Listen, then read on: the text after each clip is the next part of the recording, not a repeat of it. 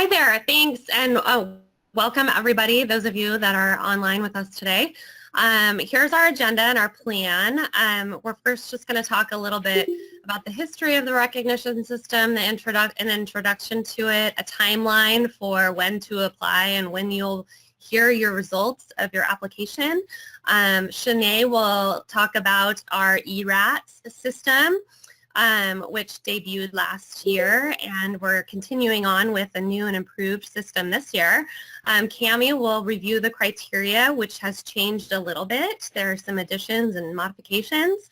Mike will talk about our regional lead contacts. That'll be your go-to for any questions you have regarding application.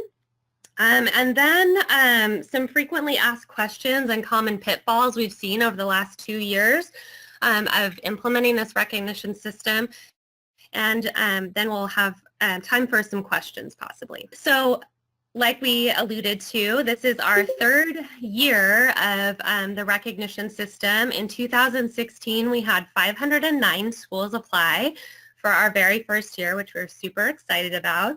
And then last year, we almost doubled that number of schools. And then the other graphic there just shows the different regions in California and the percentage of schools from each region that applied. So we're super excited about that, almost double the number of schools. We're interested to see how many more schools we'll have this year, and hopefully we can get representation from all 11 of those regions. Moving forward. Here is the breakdown. Whoops, there it is. Here is the breakdown across the 4 levels of recognition. We have 4 levels: bronze, silver, gold, and platinum. And you can see from the 2015-16 school year and moving to the 16-17 school year how many schools were awarded each level of recognition. So again, we're super excited to see more schools increasing their fidelity of implementation and working on increasing that fidelity of implementation across tiers in PBIS. Okay, so here's a little bit about our why. So the California PBIS Coalition developed this process really as a way to acknowledge schools and districts for all of that hard work we've been doing with implementing and sustaining PBIS. And it also gives an opportunity for schools, districts, and regions to reflect and celebrate on all that hard work. So, and also this process gives us a way to identify exemplar schools across grade levels and demographic patterns in our state.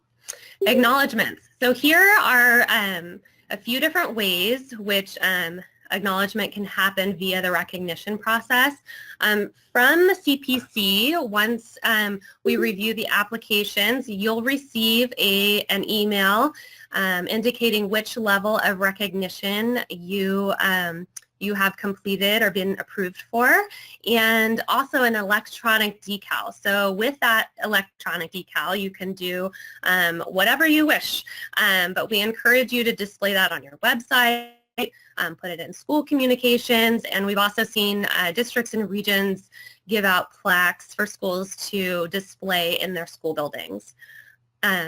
Next, your school name will be featured on the CPC Coalition website by level of recognition. And this year in Sacramento, we have our 3rd CPC conference on September 24th. And the last 2 years, we have provided in print form in a print display in the lobby the school names by level of recognition. So it's really fun to come and take your picture in front of your school name and send it back to your buddies and show them how you're being recognized at our conference. And then also we have, prior to the keynote speaker, given schools recognition in the form of standing at your seat and giving a round of applause for each level of recognition.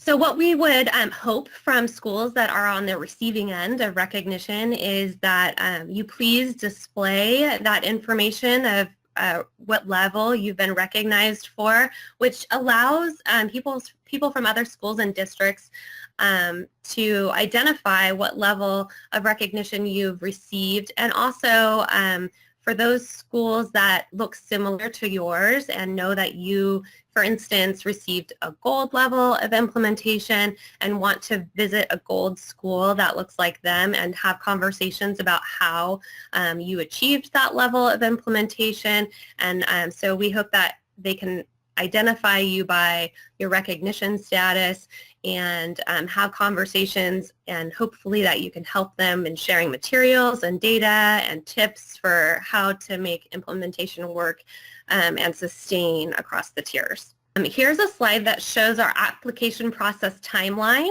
The application window will open February 5th, which is coming up here pretty quickly. Our application window is closing May 18th, which is a little earlier than it has the last 2 years. We wanted to give ourselves a little time before the end of the school year when everybody packs up and goes off for the summer, in case we needed to contact schools with technical difficulties regarding applications.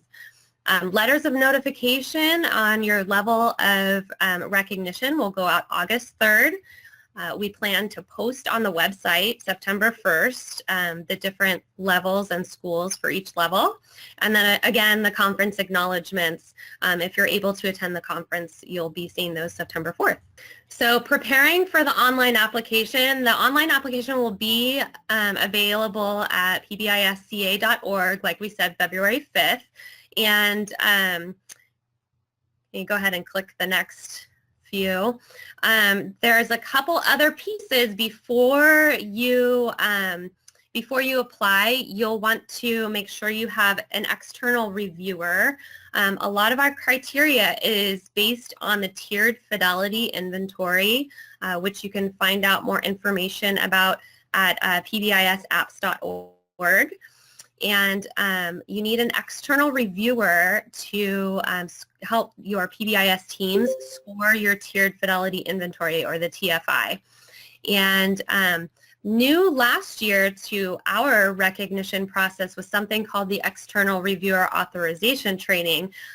We have improved and believe this year's ERAT system is more robust, and Shanae is going to be talking to us more about that in just a minute. So additionally, your external reviewer will need to, in addition to taking that ERATs, your external reviewer will need to do the school walkthrough, which provides some data points for answering items on the TFI. And also, we added a classroom component to our recognition criteria this year. So the classroom component will, at a minimum for the bronze and silver level, would require that the external reviewer walk through classrooms, and then some more stringent qualifications, which I'm sure Cami will touch on when she talks about our recognition criteria. So with that, I'll turn it over to Shanae to talk first about our ERAT. Good afternoon, everyone, and thank you for participating. I'm going to talk to you briefly about the External Reviewer Authorization Training System, and I'll start with the why we have the ERATs, what we call ERATs. The purpose of ERATs is to build consistent use of the TFI as a Fidelity tool. So we're wanting Fidelity to the Fidelity tool. And it will go live officially today. So it is live as of now, meaning that you can get as many people authorized to be the facilitator of the TFI as possible. And so we highly encourage you and recommend that you get as many people authorized. Even if they're not going to facilitate the process, it's important to have more to be authorized. And so external reviewers who have accounts from last year, you can actually use your same account. And we know you probably did not remember your password, so that's okay. You'll be able to reset it. You will be able to log right on. Like last year, you'll watch a video and you'll take a quiz and you'll get a score, and 80% means that you are authorized to be a facilitator of the TFI, which will then validate the application for recognition. The website has been updated to be erats.sbcss.net. And once you have registered or signed in, you'll proceed to watch the videos and review any other materials that are there. There'll be a process where you have to verify that you watch the video and then complete the assessment. Only changes from last year as far as ERATs goes is the videos are a little bit longer with more detailed explanation and clarity around that use of the Fidelity tool. And we want to encourage you to use the forum today to ask as many questions as you have, because we want to make sure that you are clear on the process for becoming an external reviewer for the recognition criteria. Thank you. And just to clarify for folks, Sinead, that if you were an external reviewer last year, in other words, you did the ERAP process, you watched the videos, you became certified, do you have to do that again this year as well? Yes, you do. Thank you, Mike. So you will have to become an external reviewer every year. So you will take the assessment, watch the video, and get reauthorized annually. So if you did it last year, you'll do it again this year. All right, so we will discuss the 2018 CPC recognition criteria for this year. When Mike was mentioning that all the material will get uploaded, this will include the next few forms that you will see or the criteria levels. So there are 8 criteria for 4 different levels. What I'm going to do is just review each one individually and discuss the similarities and differences as we move from bronze, silver, to gold and platinum. Number 1 is the tiered fidelity inventory, which has been mentioned, or TFI, and you can enter that online at PBIS Assessment or PBIS Apps, as Jenny was mentioning. Again, the TFI must be completed with the authorized external evaluator. For the bronze level, you're going to submit that online through PBIS Assessment account with an external evaluator, and the Tier 1 TFI score will be 40% or higher. You'll see that that has increased from last year. For the silver level, once your TFI is submitted online, the silver level is Tier 1 TFI score of 70% or higher. For the gold level, your TFI, again, submitted online, your Tier 1 TFI score will be 70% or higher, and Tier 2 or Tier 3 score of 70% or higher. For clarification, on the gold level, you can have Tier 1 and Tier 2, or Tier 1 and Tier 3. But Tier 1 is a necessity, of course, at 70% or higher. At the platinum level, your TFI again will be submitted online, and you'll have 70% at Tier 1, 70% at least at Tier 1, 70% at least at Tier 2, and then a score of 70% at least or higher at Tier 3. Number 2, you're going to provide your office discipline referral percentages by tiers. You'll see on this criteria rubric here, there will be clickable buttons once it's loaded online to get some more information about how you might be able to do that for your particular school site for Swiss users and non-Swiss users. So make sure you use that resource if you do have questions. For the bronze level, you'll provide the percentage of total population of students with major referrals. You'll provide 0 to 1 referrals, 2 to 5 referrals, and 6 or more referrals by percentage. At the silver level, it is the same criteria as bronze here. Provide the percentage of total population of students with major referrals, 0 to 1, 2 to 5, and 6 or more. At the gold level, you're going to provide the percentage of the school population with major and minor referrals, and they must be as follows. For Tier 1, 80 to 100% of the total population will have 0 to 1 referrals. For Tier 2, it'll be 0 to 15% of the total population with 2 to 5 referrals. And I'm just going to clarify before we move to the next slide that at the platinum level, it is the same criteria for gold and platinum at this level before we move to the next slide to look at Tier 3. You'll see it's at the top up here. For Tier 3 then, it's 0 to 5% of the total population with 6 or more referrals for the gold and the platinum level. For the third one, it's providing an out-of-school suspension percentage. Although important at the bronze and silver level, it is not applicable for this application. For elementary schools at the gold level and elementary schools for the platinum level, you'll report 3 to 5% or fewer students have received an out-of-school suspension. So your discipline data will need to show that. For secondary schools, 6% or fewer students have received an out-of-school suspension. For clarification, some questions from last year, K through 8 schools will be utilizing the elementary schools percentage. Number 4, action plan documentation. For bronze, you're going to report 1 TFI feature from Tier 1 that your PBIS team had identified to improve. Also, you'll report the logical steps or action items that the team has identified to improve that feature. So for the example, if for bronze, you're identifying 1.2 and your action item will need to make sure it represents 1.2. For the silver level, it is similar criteria, so one TFI feature from Tier 1, as well as a logical step or action item your team has identified to improve that feature. For the gold level, you'll report one TFI feature from Tier 1 and one TFI feature from Tier 2 that your team has identified, and then you'll report the logical action items or steps your team has identified to improve each feature. So at the gold level, you'll have 2 action items, one from Tier 1 and one from Tier 2 for each of those features. At the platinum level, you'll report one TFI feature from each tier, Tier 1, Tier 2, and Tier 3, that your team has identified. You're also going to report the logical action items your team has identified to improve at each feature. So Tier 1, Tier 2, and Tier 3 will have action items around those. Moving on to number 5, this is the implementation of advanced tiers. Again, although important at the bronze and silver level, it is not applicable for this application. But at the gold level, there'll be a minimum of 1 advanced tier intervention. So Tier 2 or Tier 3 is acceptable. You'll provide documentation of a completed intervention tracking tool for Tier 2 and Tier 3. So we realize that there are multiple tracking tools out there. Jenny will talk about that as a frequently asked question toward the end of this, but you're going to discuss what that tool is, what it looks like, and the use of that tool.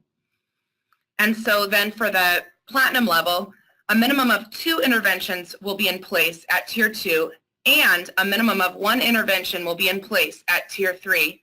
You'll also show documentation of the completed intervention tracking tool for Tier 2 and Tier 3 for a minimum of 3 months.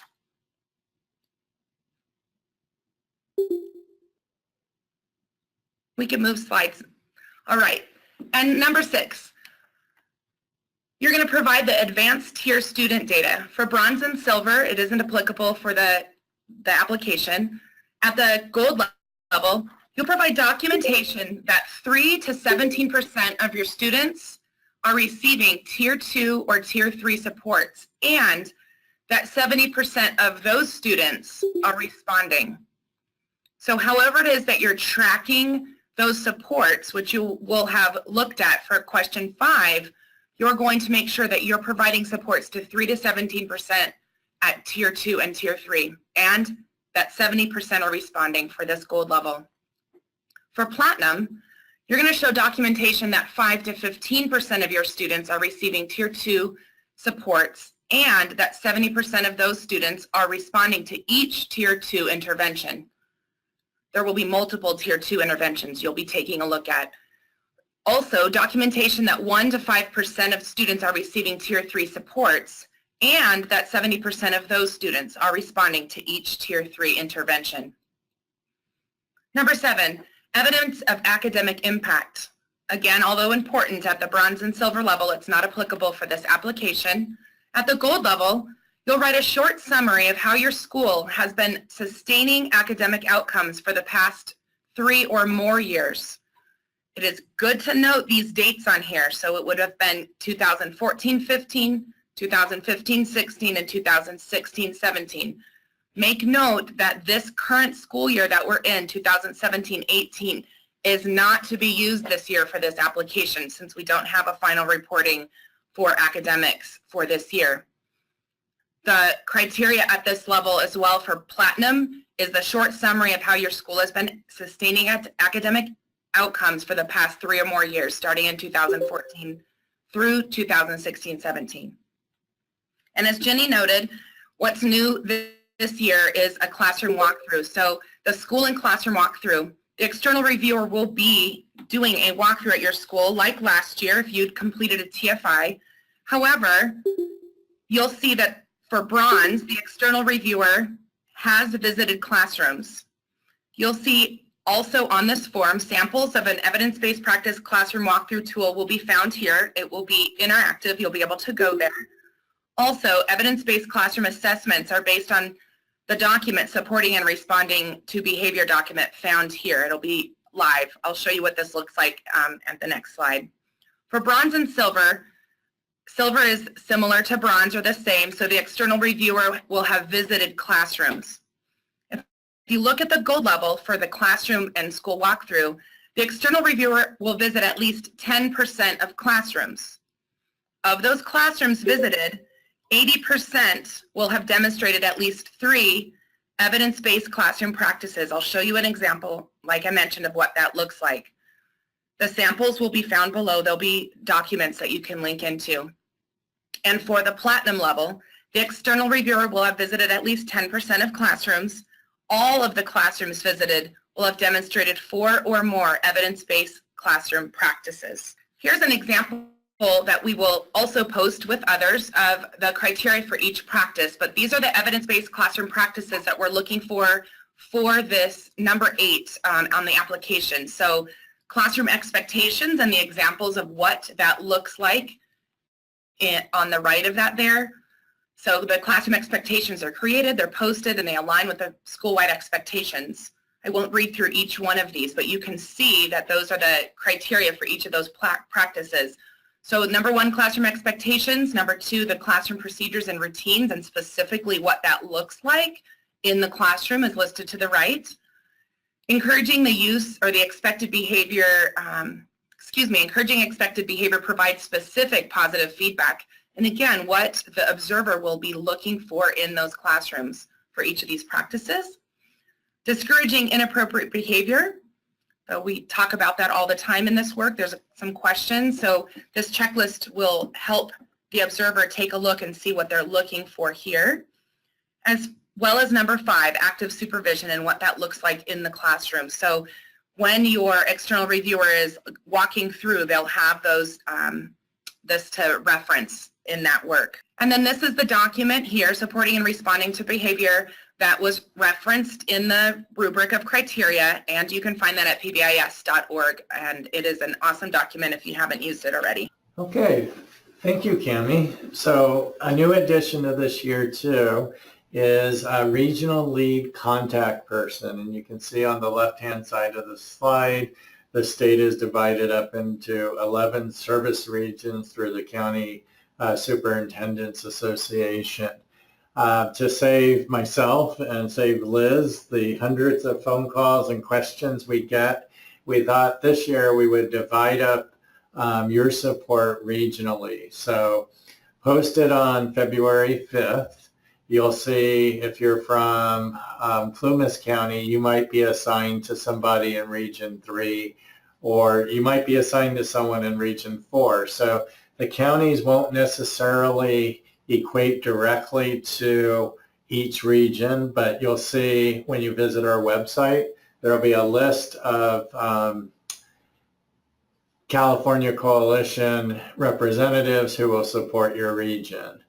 It'll be very simple to track with their contact information on the website. And the reason we are doing this is because we have seen so much growth in California over just the past few years. So I thought I'd add this slide.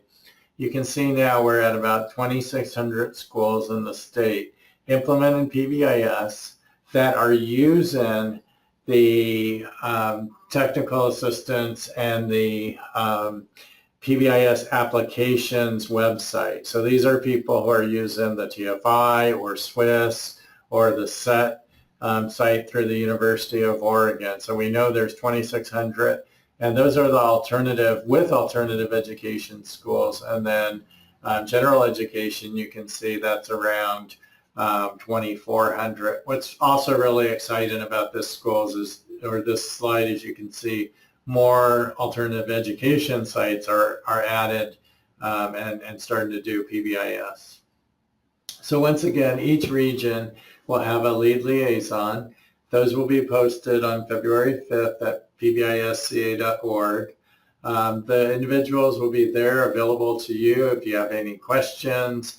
But the process really should start with your ERAT trained support. So whoever your ERAT trainer or person is, start with them, start with your local coach, and then contact one of the regional leads for assistance. Thanks. Okay, so I'm going to go over some frequently asked questions. We're putting together a document to also post on the recognition site that will be more comprehensive. So this really should be titled the most frequent of the frequently asked questions.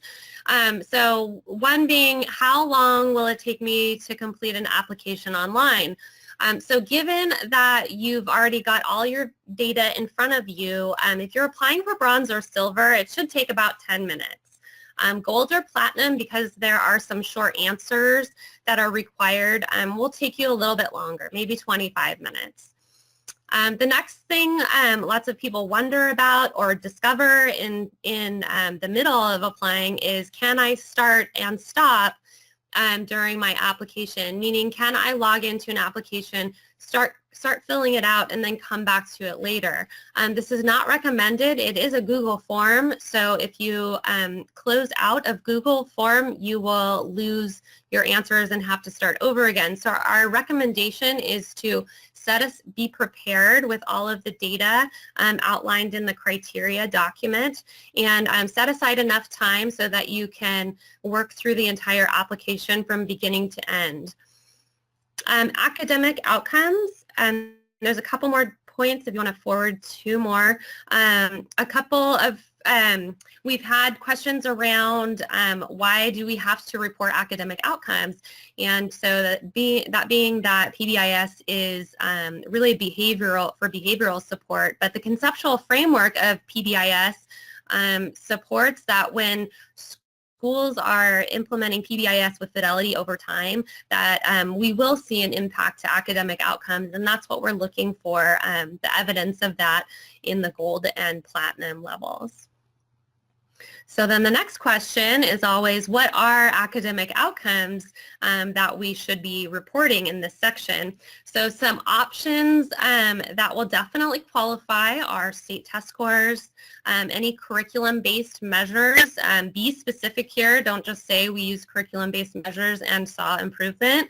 Let us know what you're using and what that was. So DIBELS, AIMSweb, things like that. Average GPA over time, percentage of students with D or F grades, and graduation rate would all qualify there. So if you have questions, whether or not academic outcomes, the ones that you have in mind for reporting, if they're not one of those 5, definitely refer back to your regional lead or your local coach to determine whether or not that's something that you should put in there. Some non-examples, office discipline referrals are not academic outcomes. Those are behavioral outcomes. And we have a place for referring those or reporting those in the application somewhere else. Attendance data, tardy data I understand the link to academics, but it is not academic and doesn't count as an academic outcome for the purpose of this application. TFI scores, again, there's a place somewhere else to report those, and those will not be counted as an academic outcome. Any sort of state level award like blue ribbon or anything like that, while we understand that that's a great accomplishment, we're not including that as a piece of this academic outcomes. Common pitfalls, number 1 for sure has been incomplete answers. So just be sure to read the question and make sure that you're answering it, answering the question and not just telling us about your PBIS implementation if it's one of those short answer ones. If it's multiple parts, make sure you've answered both parts. We are setting up the application in a format so that we hope we will increase the likelihood that answers are complete and decrease the likelihood that something is left off your application, which would mean your application does not meet criteria for recognition. One item that we saw this in particular was the TFI action planning section, where you are to pick a TFI item that your team is working toward improving. So that was part 1, you have to choose the item. And then part 2 of that item is that you need to tell us how you are going to improve that specific item. Lots of times we saw that applications had identified an item, but the solution was not related to that item. So they must match to meet criteria for recognition. And last but certainly not least was the tracking tool item.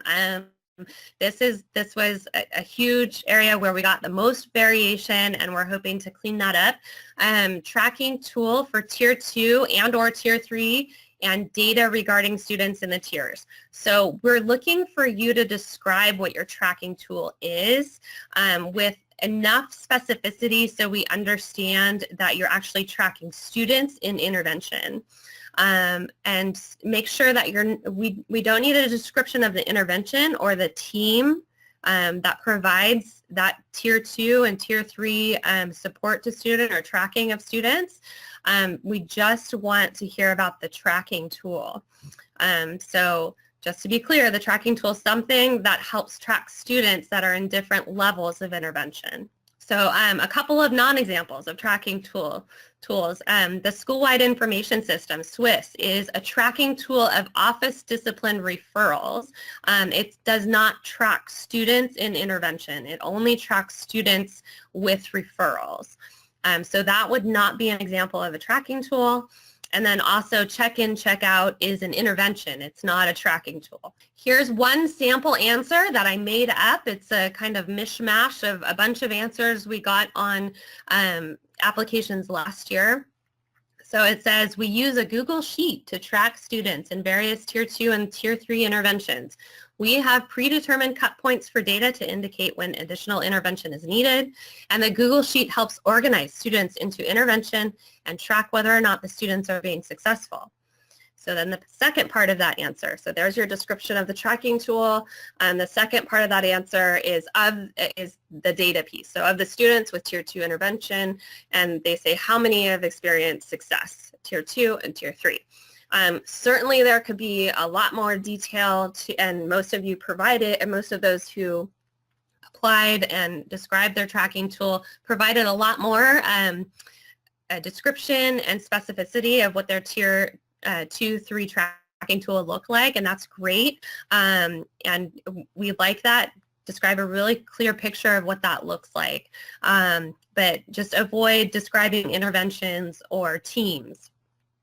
And I think we can take on some questions if there are any. Am I still on? You are. They can hear you.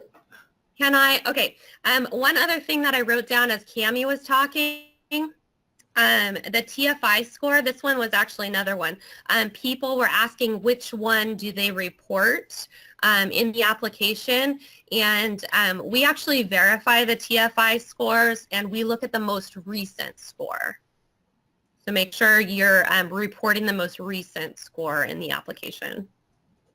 Okay. Mike, I do see there's questions, but I have something else that Jenny's conversation sparked, is that just to make sure that your reporting is accurate, because as Mike's talked about, even showing the map, that there's just a minimal amount of us in a very large state. We won't be able to verify if we think you might have made a mistake. It just is what it is, unfortunately. So just make sure before you sit down to apply that you have all those accurate information. Okay, and I see we have a question from Christina with Roseville Joint Union High School District. Did I imagine this, but can alternative sites earn higher than silver? I heard last year they could not. Anybody want to take that question? I don't remember them not being able to. If they can take the TFI and get those cut points and use all of the required features for the recognition process, I don't see why there wouldn't be an application that would be submitted. Great. Thank you. And Marissa Lima, for the classroom walkthrough, under the first requirement, 80% of students can tell the classroom expectations. Are we looking for them to tell us their 3 to 5 classrooms rules, or, safe, respectful, responsible, or the specific expectations under those categories, like for the environment? We have materials ready, raise hand to speak, things like that. Who would like to take? I'll respond to that one. Okay. Yes, we are looking for them to say the school-wide expectations. So not how they've been operationalized for different settings, but the actual 3 to 5 school-wide expectations that have been established. Thank you, Sinead. Elizabeth says, if you use Universal Screener for behavior to identify students for Tier 2 interventions, where should this be documented? I'll take that one. The best place for that would be in your description of your Tier 2, 3 tracking tool. So it sounds like you might be applying for gold or silver recognition, and so that would be a question you would need to answer in there. So you would say, once you use your universal screener, how are you sorting kids into different interventions? What's your tool for that? It looks like Maplewood Elementary School and Goodwill Ed Center. When will the evidence-based classroom practices checklist be available? I'll take that one. Hi, girls. I know who you are. You can take a look at that. Actually, I can. You'll see that on Monday when Mike posts that on the site. But if you look at that document that was mentioned in the on my part here for the supporting and responding behavior, you'll see there's a lot of them in there, and the specific 5 will be posted Monday. Diana McCain, if you are a preschool single site, do you still get the district outcomes even if your site might not feed into a district they are in? So in other words, a preschool that doesn't necessarily feed to a kinder or elementary school district. Cami, would you know that answer? Hi, Diana. I'm trying to see which question you might be referring to. So if you are applying and using the TFI, you'll use those scores. You're looking for your individual site features. I'm looking as we're going through. And so you're not going to be using your district outcomes. You'll use your academic outcomes from your students at your site. I think that probably answered your question, but Great. Type it in if it's not. Yeah. Yep, good. Thank you. So D. Zalesny, does the most recent TFI need to be the one that is completed with the external reviewer, or can the reviewer sit with the team for an earlier TFI? I can take that one as well. It needs to be done with the external reviewer for this application process because it will be open on February 5th, as was mentioned, and the external reviewer will need to be a current external reviewer this year, and the TFI score will be your most recent one completed with an external reviewer. Thank you, Cami. Antelope Valley Union High School District. We are getting Swiss mid-year for 10 of the school sites. How should we submit the referral data? That's an excellent question. I can try to attempt to answer that question. So you're already tracking your referral data most likely in your school information system. So if you're entering data in 2 locations on the referrals, I would look at the school information system instead of Swiss, because it would have all of the referral information in it. However, if you're going to back enter all of your referrals into Swiss so that it has a full year of referral data in it, then you could use Swiss. It gives you that information pretty quickly. And then if you're uploading your information from your school information system into Swiss, then you would still have a full data set, a full year of data set. So wherever you're going to get a full year of referral information from, that's the number you would want to use. Great, thank you. Towngate Elementary, as well as Cindy Chafee with Los Angeles County Office of Ed, both asked if they could get a printout of the presentation. And I will be posting that as well with other materials and the link at our the recognition tab on our website. So that'll be up there for you to use. And it will be posted in Adobe, but if you, Adobe PDF, if you require the PowerPoint version for some reason, email me separately and I will send that to you. Diana asks, can the external reviewer from our own can the external reviewer be from our own program? I'll take that one. So Diana, your preschool site. So your preschool program you have the program and you have multiple sites. Somebody from another site can be an external reviewer for another site, but it cannot be somebody from the same site. Good. Thank you. So in other words, if I were a teacher at an elementary school, Fallbrook Elementary School, I couldn't be the external reviewer for Fallbrook Elementary School. I'd have to be the external reviewer for, say, Bonsall Elementary School, a different school. We don't have a name on this one, but regarding suspensions, K-8 can have 3.5 suspensions.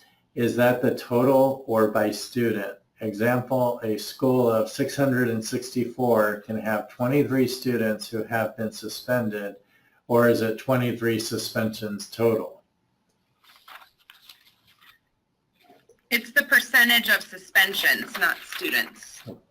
Right. Antelope Valley, thank you. Do I use this year's 2017, 2018 SY or 2016, 2017 school year referral data? Use the current school year referral data. Thank you. Good clarification.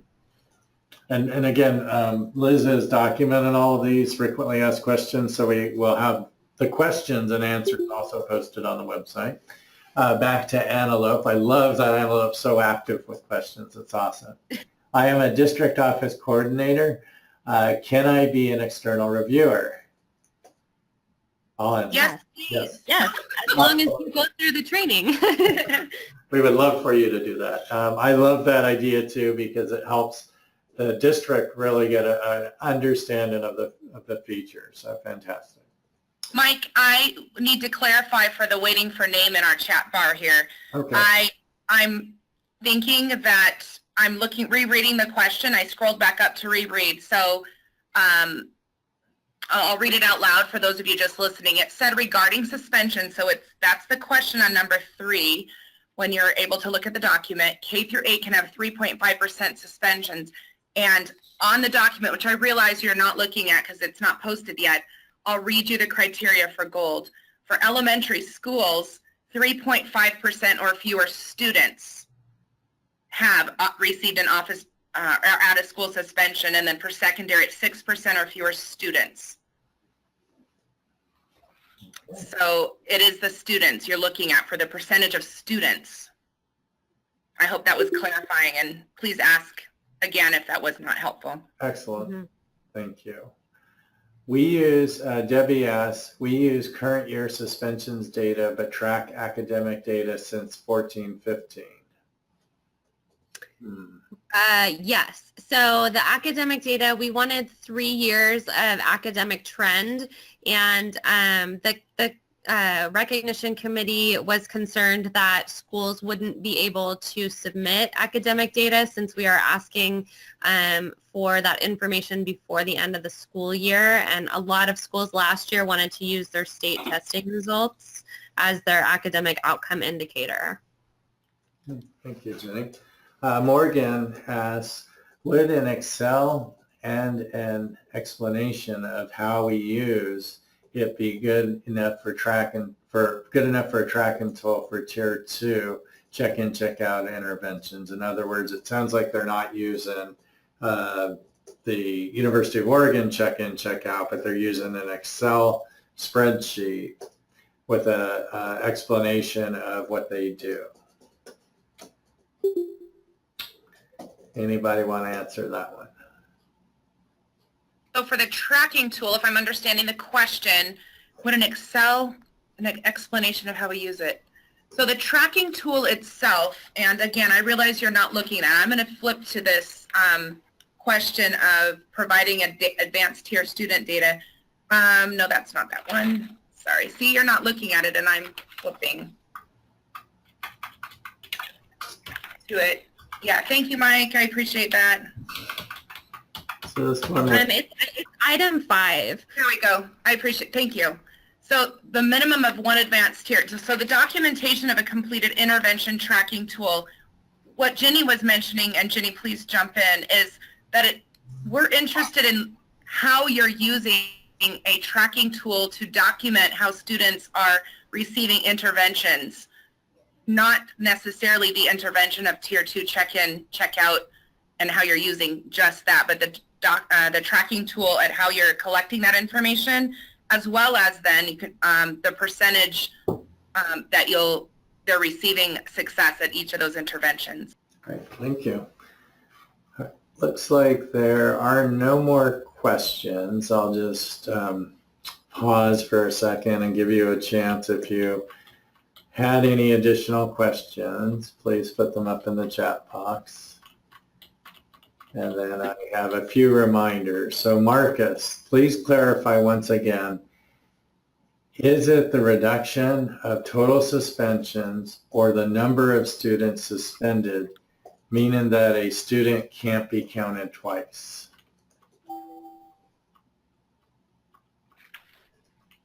Right. So, yes, just sorry, clarifying. So you're looking at, when we're thinking about a triangle of supports, we're thinking about students in those supports. Maybe this will clarify, I'm hopeful. And when we're asking for 3.5% or fewer students have received out-of-school suspension, you're looking for the student number. Okay. Great. And I think the questions are winding down, so I'll go ahead with just a little more reminders and logistics.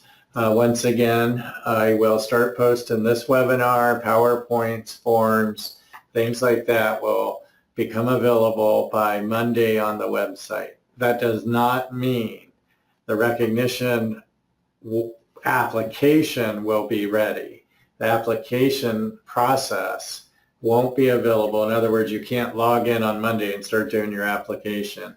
It won't open until February 5th. So some of the materials, things to support you, those will be posted next week, starting Monday. By the 5th, they'll all be posted. And then you're ready to start your application process. I do want to stress, don't start and stop. Get everything ready and then go ahead and start the process because sometimes we did have some technical difficulties. People stopped and then started again. So just make sure. And then if you have any question, like I'm not sure that was entered right or at the end something happened, email one of us immediately. We save all of those questions and we'll check and respond back to you that it's been submitted, officially submitted. Again, our conference, so start planning now. I know people are in the process of LCAP writing and things like that. Our conference will be in September from the 24th through the 26th. The 24th is a pre-conference, and we have some great presenters for you that day, some national level workshops that will be all-day workshops on the 24th. Morgan has a question as we wrap up. Can post-tracking tools be... Oh, I think I know what this is referring to. So Okay. You're asking if we can post examples of tracking tools, and I was thinking actually the same thing because there's a lot of questions around what that looks like. So an Excel sheet actually is an appropriate tracking tool. It just depends on how you're using that. So some people actually use Excel as a tracking form for students in check-in, check-out for tracking the intervention data, but that's not what we're looking for. We're looking for a tool that tracks students in every tier 2 or every tier 3 intervention. So yeah, we will post some examples of those just to clarify what some examples are. If you want to see a really thorough one, Wisconsin PBIS has an Excel sheet that they use. That's a pretty intensive one. And you can find that. You can Google that online and find it. There was also a question from Antelope Valley. Sorry, I missed that. About providing the number of referrals. Yes, provide the percentage at each level, 0 to 1, 2 to 5, and 6 or more. Okay. If there are any other questions and you go to our website, you'll see the whole list of all the California PBIS Coalition members, and you can shoot them questions. We'll have our names and contact information up there. And then you'll see posted by the 5th that you're assigned to a regional support person. I think that concludes today. Thank you to my recognition team. You guys are awesome. And a big round of applause from everybody for your hard work that you put into this. We do expect well over 1,000 applicants this year, so very exciting and growth. And thank you to Liz for supporting this webinar and all the work we do. So that concludes today. I'll stop the recording and bid you all farewell. Thank you so much.